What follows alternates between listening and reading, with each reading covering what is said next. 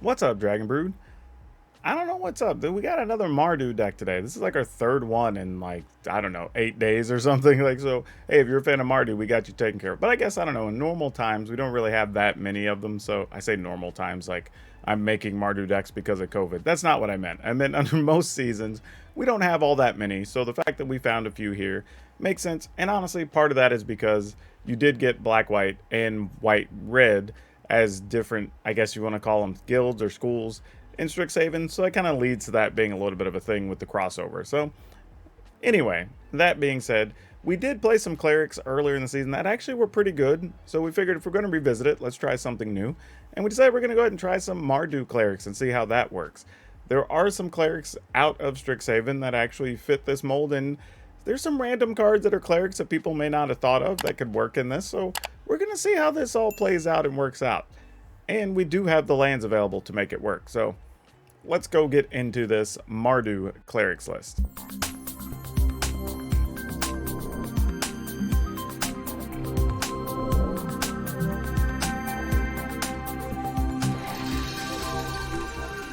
Hey y'all, one quick thing before we get into the day's deck list. I just want to remind everybody that we are slowly starting to get back to where we're going to be doing some gaming here. As a matter of fact, some of you got to play F&M for the first time in your local stores in a year plus. That's awesome. Some of you are going to still need some sleeves because you haven't bought any sleeves or deck boxes or binders or playmats or anything in the last year and a half. Consider picking up some stuff from ultrapro.com or particularly shop.ultrapro.com. And the reason I mention is one, they are a partner of my content, which is amazing and I appreciate them, but they also sponsor a lot of really good content creators in the Magic space, so you'd be helping out a lot of other people as well.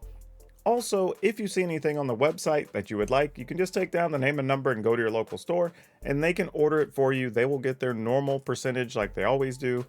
You still get something awesome. They make a sale. Ultra Pro sells a thing. Everybody's happy. They are big supporters of the local game store, and that's one of the reasons I like having them as a partner. So again, when you're going out looking for new sweet stuff to outfit your deck with, hey, pick up some Ultra Pro merch. Least you can do to help out. Now, let's get to the rest of the video. Alright, from the top we are going to go ahead and play some Gigantha, mostly because, well, we can, and it doesn't hurt us to have it, right? Because we don't need all of our sideboard slots because we're playing best of one, and truthfully, if you can, why not have access to a 5/5? Like, sometimes it'll be nice. So cool. Obvious card we're going to play in the list, Speaker of the Heavens. Lifelink, Vigilance, can make 4/4s, and that'll end a lot of games whenever you get to that situation.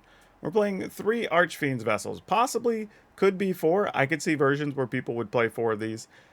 I cut back on them because I needed to make room for a couple of extra removal and such, and, you know, some things had to give. Luminarch Aspirant, we've talked before about how good this card is, so no surprise in the list. Professor of Symbology, I think this is one that people aren't aware is a cleric, but it actually fits here. And getting the versatility of having access to some cards out of her sideboard is actually really, really nice here. So, big fan of this in this slot. It is unfortunate that it's only a 1 toughness, but that's kind of neither here nor there. 3 Heartless Act, just for some removal. 3 Silver Quill Silencer, and we played this in the original cleric deck we put up that was black-white. And this is still doing a lot for us, right? Because it's a 3/2 attacker, just being that 3 power creature really does help us close games just a little bit faster. Even if we guess the cards wrong and we don't get any value off of it, it's still not a bad thing. And because you do have stuff like Elite Spellbinder, there are sometimes you're going to know what's in the opponent's hand, so it does give you the opportunity to get a little extra value out of it, which is alright. We are playing 3 Vanishing Verse, and this one's a little bit tough to decide on how good the card is, but when we know there's so much of the white aggro decks that are kind of relying on Heliod, this does let you remove Heliod. This lets you remove stuff if they have a Selfless Savior, which is nice.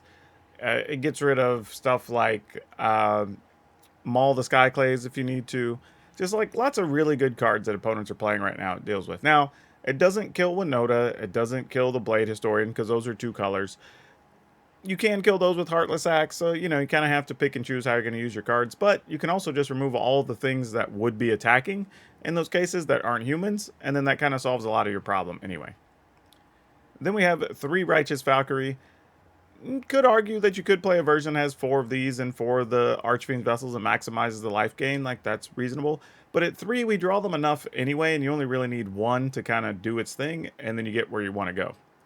Then we're playing 3 Venerable Warsinger just because this gets stuff out of the graveyard. The other thing, too, about Venerable Warsinger is if you pair it up with something like Luminarch Aspirant, once it gets to be a 4 or 5 power, you're almost always getting something out of the yard every time.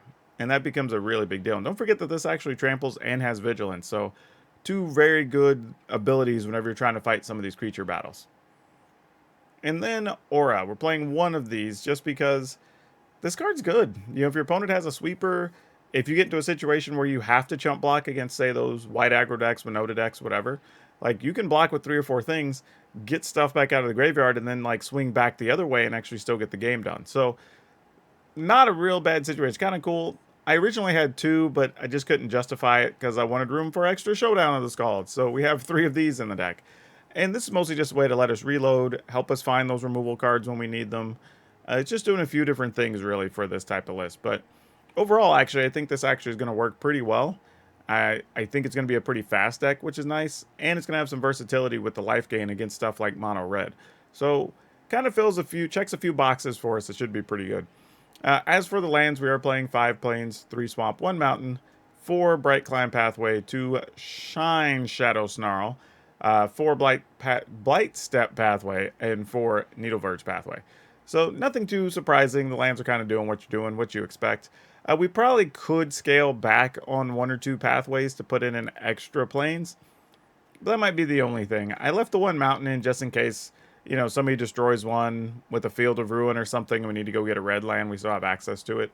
But we only have 6 red cards, so if we still had, like, I mean, here we have 9 sources. That's probably more than enough for what we need in most cases. But yeah, check me out on the other side of the games. We'll talk about any updates we want to do to this. And, as always, we'll have a card spotlight for you.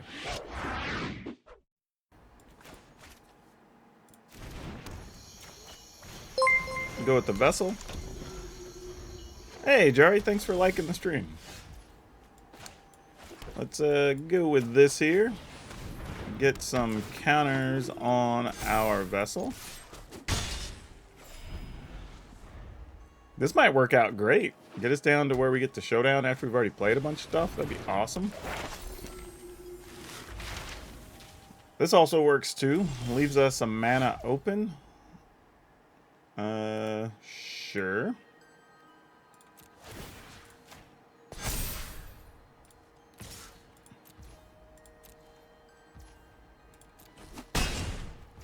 Alright, so we'll play that. Put this on red. In the turn. So now we have the ability to Heartless Act if anything gets crazy here.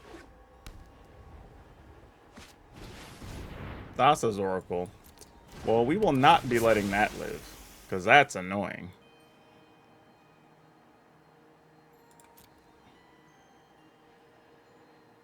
Or do we? Because we let the Oracle live, then we can attack with both of these, because this will only be 1 power. And then we'll be making Angels next turn anyway.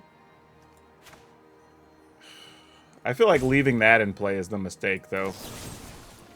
Alright. Feels like that's just wrong to leave out there. Oh, well, that'll help. Alright, let's put counters here. Attack. It's Angel time.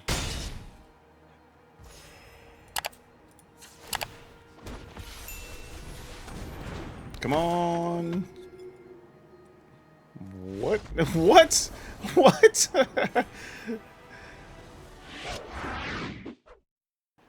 First time we have to mulligan.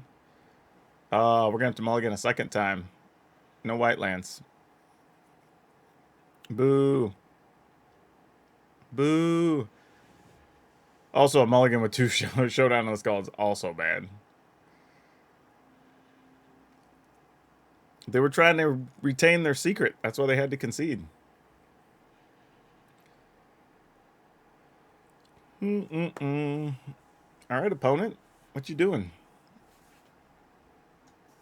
By the way, if y'all go to a Thai restaurant, man, like Thai tea, that's where it's at. I made some of this at home once.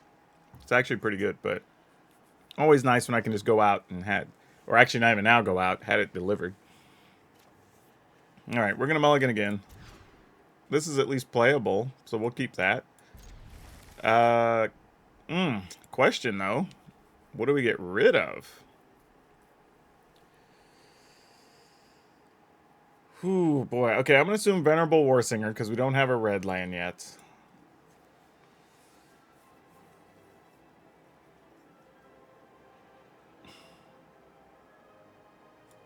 Alright, I guess that's got to be it. We're going to try to draw a land so we can play Righteous Valkyrie on time. That's our plan right now. Other than that, that's all I got. That's as far as the plans progress. Okay, I was actually thinking, if this is Rogues, this hand's not awful. That's actually perfect.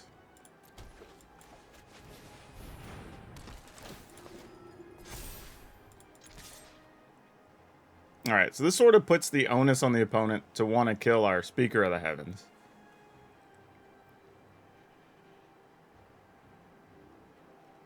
So they may actually try to kill our Speaker instead of actually playing another Rogue or something here. Which is pretty nice, if that ends up being the case. But, I don't know, sometimes they play a Crab first and play a tap land on 2 anyway. Okay, they didn't do that this time.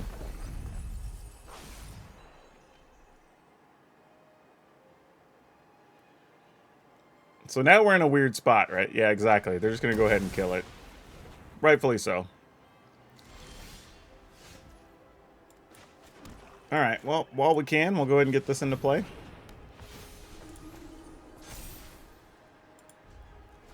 Protect the Luminarch Aspirant from a Heartless Act, if there is one. Now we got to draw creatures. We got to draw threats from here.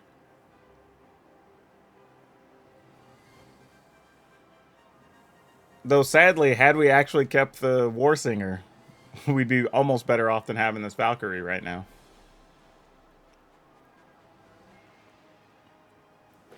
But this is what we wanted to do. Create a tough situation for the opponent. Man, losing 2 creatures there is rough. But they did take 2 lands, which is fine. We don't really want any more lands right now.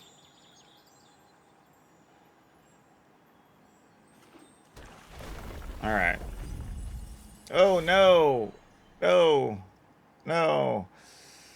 Ugh. Lost 2 removal cards there. That hurts. That was a good mill from the Crab there. Just 1. Alright, they're going to cling to dust. Alright, that's an interesting choice. And then I guess... Oh, they didn't have it. Oh, wow. Okay. Well, we're going to do some things then.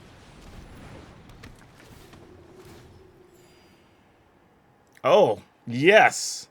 Yes. Alrighty then. Here we go. Their hand is just stocked with lands. We're gonna get milled. That's why they took so long to mulligan. They were probably sitting on all those extra Fabled Passages, knowing they were gonna get to mill a bunch. So now it's just a race. Knowing we're gonna lose at least 6 more cards. But we're at 40 right now. We're gonna go down to 37. Let's minus 6 more. We're gonna go down to 31. We're gonna draw a couple cards. Let's say it's 29-ish cards that we have to work with.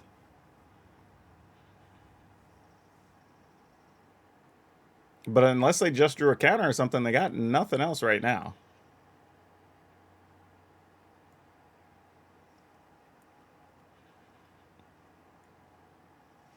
And we know Crippling Fear is there, so we can grow the Aspirant, probably, is the best plan. Before we end up in a situation where it could die.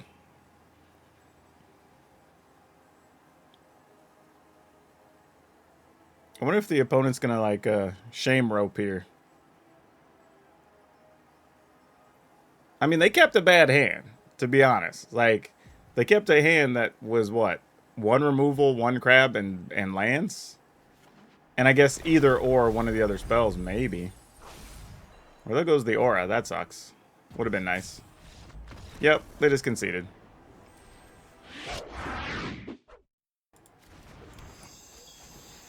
Let's do it.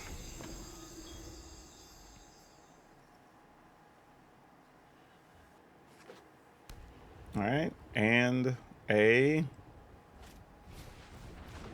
Ah, this deck again. There's been so much of this deck showing up lately. It's so strange. So the question is, do I want to use a Heartless Act or not?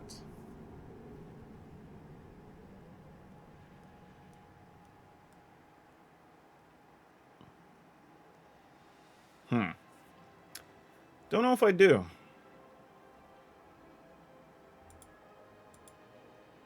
Alright, we're just going to pass. I think I'm going to try to use a Heartless Act here. Hopefully they don't have... Well, these are both humans. So they could still have, like, fight as one and protect one, but... Alright, Clarion Spirit. And nothing? I should have attacked anyway and gained my 1 life last turn. That's just lazy. Okay, I guess we'll just kill the Clarion Spirit. That's not how I expected that to go at all. But now we know the opponent doesn't have spells, or didn't have anything relevant to play there. So we'll take a Clarion Spirit.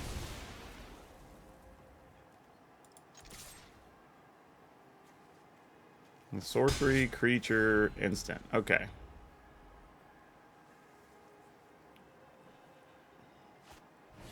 Alright, they're going to opt. Fair enough. Currently, we can still block a Lumamancer and kill it, which I would be encouraged to do so. Probably wouldn't put a land. Okay. Well, if they're doing that, that assumes they got a spell, right? Well, what are they going to have that puts a +1/+1 unless it's fight as one? So if it's fight as one, you got me.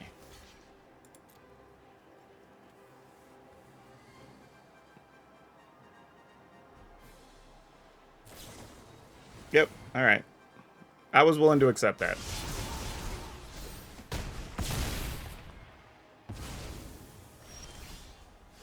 That's just one of those ones where you just have to say, alright, if you got it, you got it.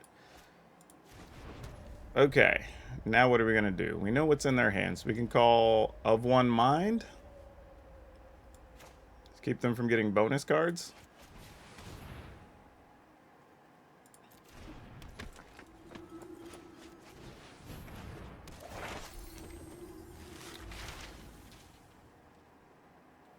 I mean, I guess we could start from scratch and just kill a Lumamancer. That's not the way I really thought about doing this, but sure.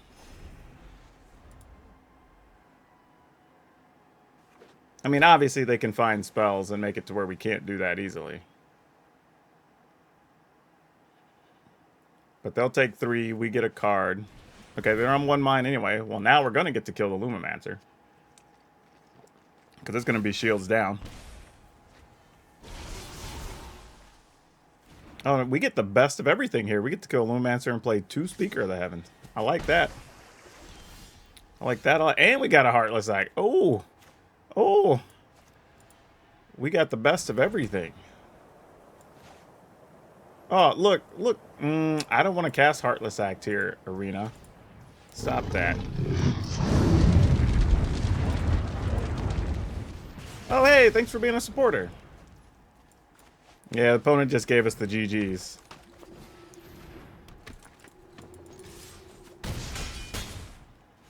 Yep.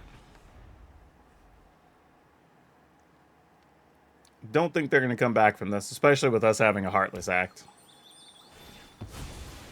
I mean, they could spin the 4 to play the Clarion Spirit, but that doesn't do anything. I mean, they could play another Symmetry Sage and then try to pick off 2 creatures. Yeah, nah, now they're in just all kinds of trouble. Alright, we'll give them the GGs. Yep.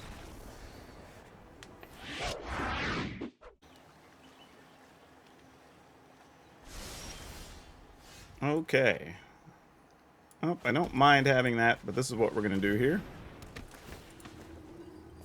And get in there.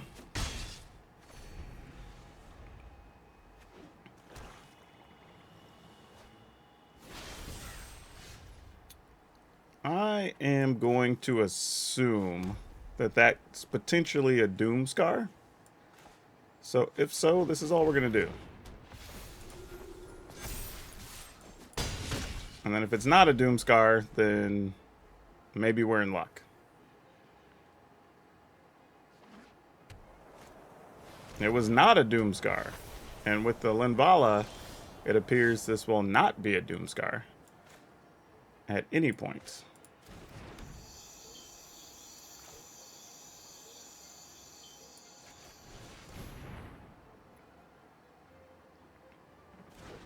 I guess I should have played this as white so I could have played the Speaker of the Heavens here. But I am still a little paranoid that, oh, well, Extinction Event, huh? That's a thing.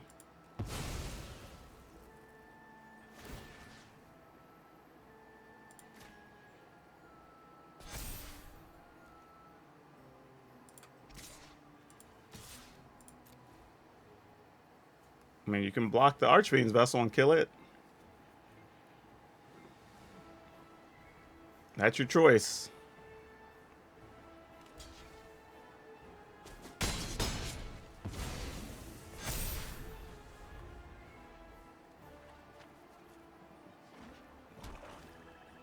Oh, because it gained life and right. Oh, so it doesn't even kill it. Oh, that's rough. Yeah, sucks to be the opponent.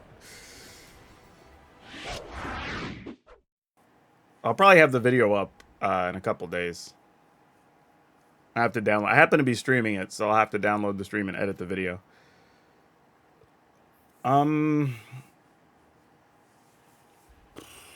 don't know what to do with this.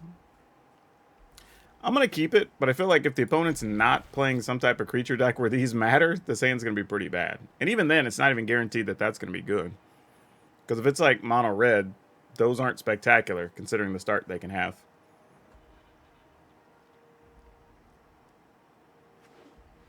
Okay, well, this is not a good start. Because I have a feeling this aspirant's going to do nothing. Oh, where were you turn one, sir?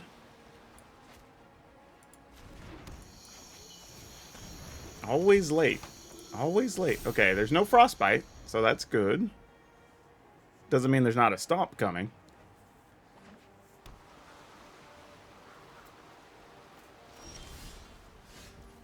Okay. Still no Stomp. Alright.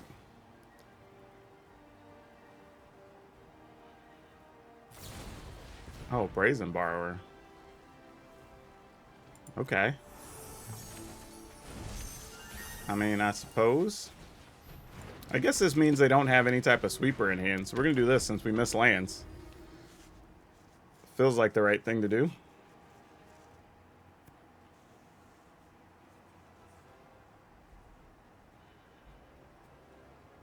I mean, if they have a sweeper now, they have it. I mean, meh. I can't do anything about it.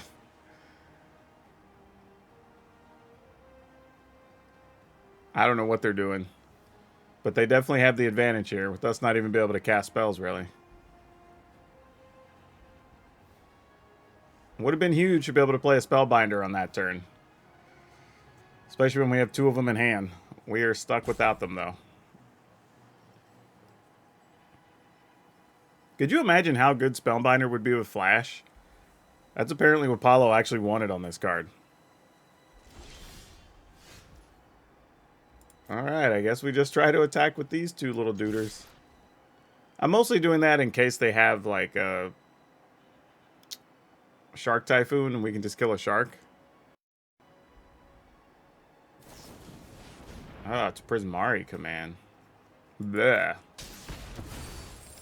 Yeah, I can't see a way we're gonna win this. I mean, we'll keep trying, but I think we're dead in a couple turns. Because I have a feeling there's about to be a big, fat dragon in our future, and we're kind of done after that. Yep.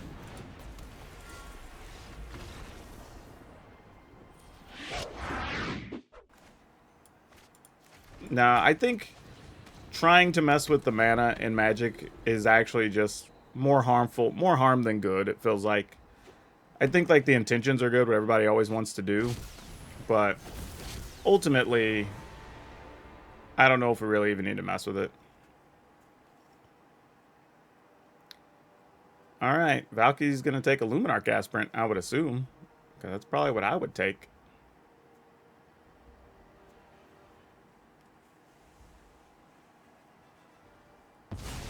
No, they did not take an Aspirant. Well, that's concerning.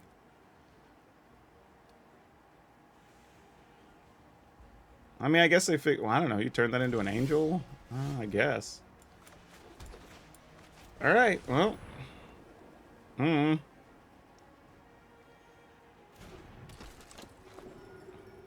put the counters on the Archfiend's Vessel, and we'll just see what happens. I thought they were going to take Aspirant.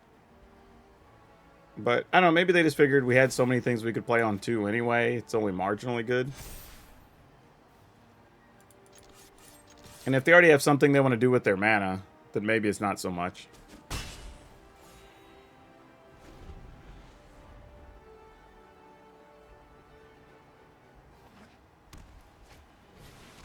Ah, an Elspeth's Nightmare. That's why. That's why. Well, that makes so much sense.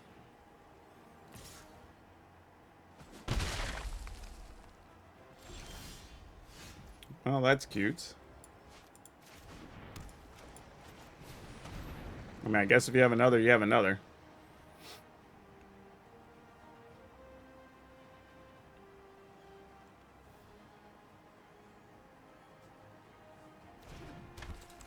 And then we just hope to draw another white land so we can cast both our spells next turn.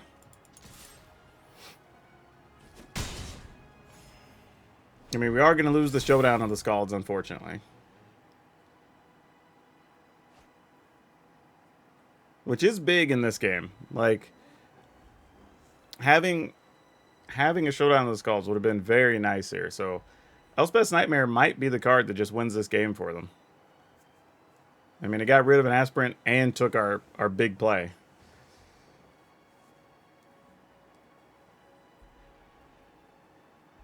I mean, if they spend the mana to turn Valky into something, doesn't really do anything. Alright. What do we do here?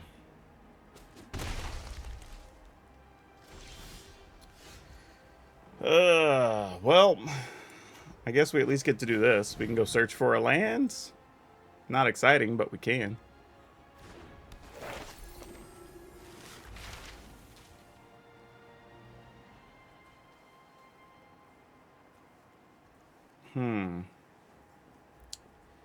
So next turn they will be able to turn Valky into the Angel and block if they want to.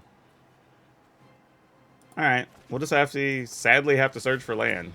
Because at some point we're going to need more than 3.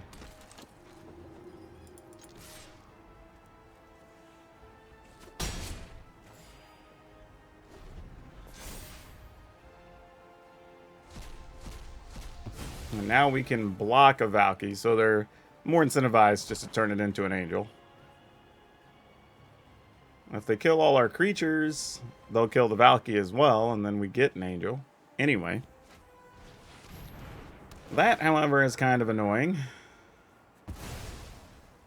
All that work we put into that card. All that time.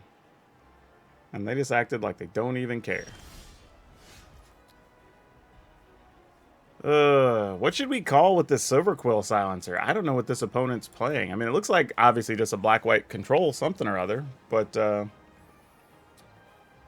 mean, what card are we concerned about?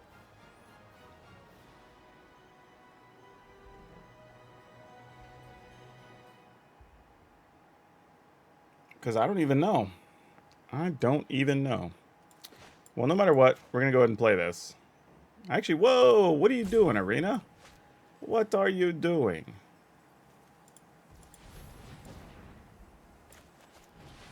I'm going to go get a plane so I can play both of these cards. That's fair. Heartless Act makes sense. I could go for that.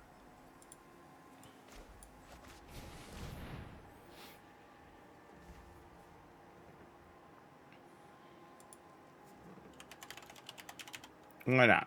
There we go. Don't know if that's right or not, but we'll see. Attack with this duder. I mean, we might just be putting Gigantha into hand next turn. Oh, they're willing to give us the Angel here. Uh-oh. Are they going to make us discard it? Why do you want to give us the Angel? See, I'm always suspicious when something like that happens. Okay, you have Kaya. When you can walk through walls, anything. Kaya will make your apparition with the ghost form? I mean, that's what I would do. So when it dies, you just get to exile something else. Yeah, why exile that? It's the least you deserve. Yeah, that's a weird choice, but okay. I mean, they might already have the removal cards and not matter. If they have a Heartless Act, they're probably just going to use Heartless Act against our Valkyrie. It's probably the issue.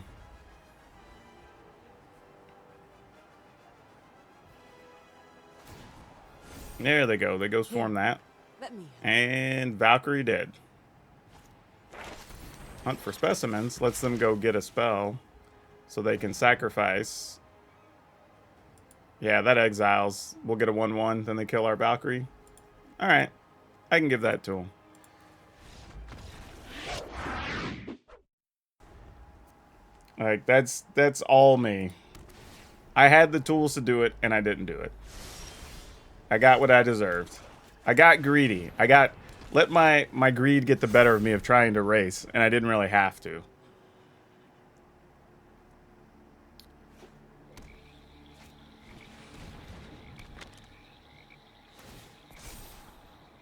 Okay. Maze Mind Tome. What you got, opponents? Ooh, Vanishing Verse. Extinction Events. So many things. No lands, though. We have one. I think we get rid of Vanishing Verse and see what we can do with this, huh? Because this Heartless Act's not going to do a damn thing. Yeah, okay.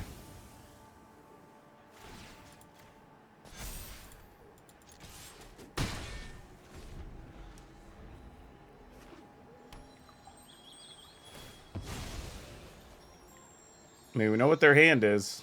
Like, we can see all the cards. They can kill something and give us a card here if they wanted to. Which they might consider it. Yeah, exactly.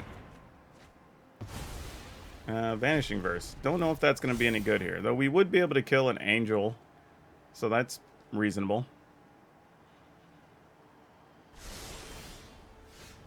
Ugh. Alright. Do we just play Professor of Symbology here? I think so. The question is, what do we go get? I think here... I mean, do we want to get rid of a Maze Mind Tome? Yeah. I mean, the thing is, we just know this game's going to probably go long, is my concern.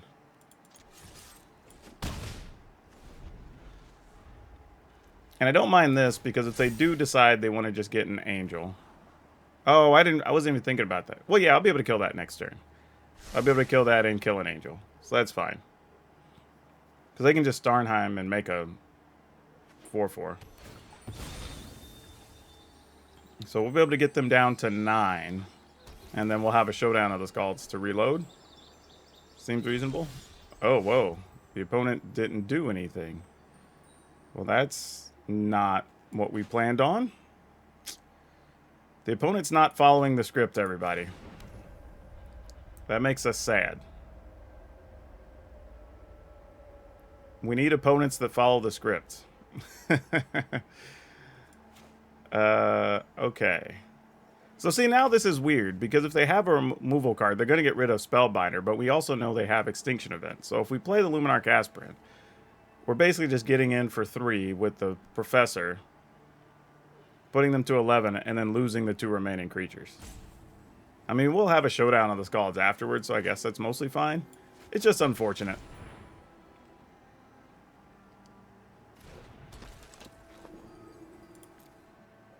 I mean, not a lot we could do about it, though. And we're going to, like, Oh, opponent. Why did you target that? I think the opponent just let us off the hook. They could have just taken one more point of damage here and wiped our board out. Now they're going to leave us with a creature at least.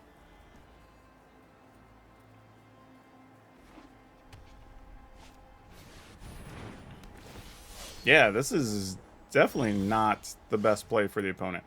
Now we get to gamble, right? Like, do we want to showdown list? The problem is, like, I want to, but if we don't draw an untapped land, that would hurt our souls so bad. So I'm not going to do it. No matter how bad I want to. Gotta be disciplined. Alright, opponent's at 3. I mean, Extinction Event's not good enough now. You gotta have that and something. Yeah, literally, if they'd have just been at 2 now, they wouldn't even be at 2. They would have already wiped our board out, actually. We would have had to rebuild already. Yeah.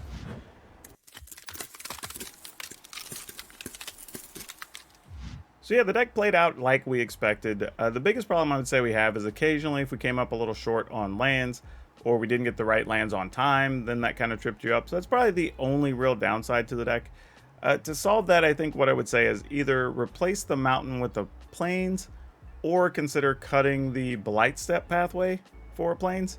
And I think that's really all you can do with this list otherwise. I think everything else actually plays pretty smooth, and you saw a lot of really good quick wins there, and you still have the ability to play some defense, which is what we expected was going to happen with the list. So I wouldn't want to really go in and tear up too much, because I think synergistically the deck is doing exactly what we want.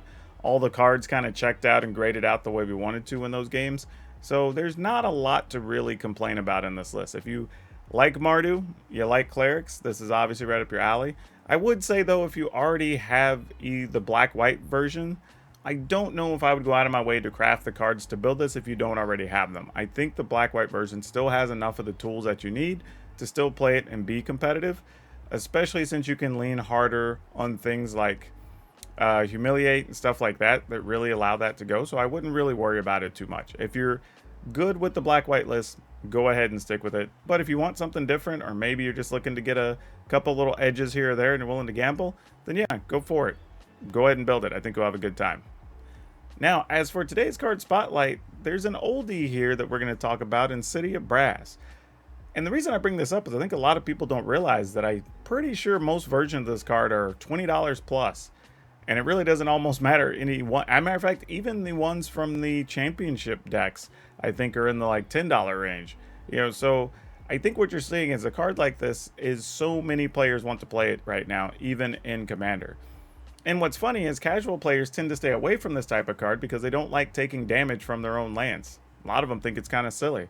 But it's actually a pretty versatile card and fits into everything, so it makes sense that this card's so valuable.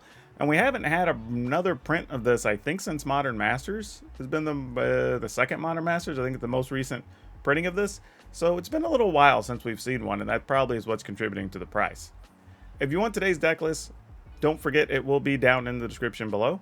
Also, feel free to check out the description because we have links for so many things. If you want to come hang out in our Discord, get some deck help, you want to come be part of our streams, you know, toss some ideas for things we could do, maybe play some battles, like we could do a few different things there, but you know, you got to come join us to be part of the festivities. And as always, you know, I got to ask, if you haven't, why haven't you? Click that like button. I'm curious. Also hit that subscribe button, hit that notification bell. That lets you get notified every time I have a video up and lets me know that you appreciate what I'm doing. But that's all I have for you for now. We'll see you next time.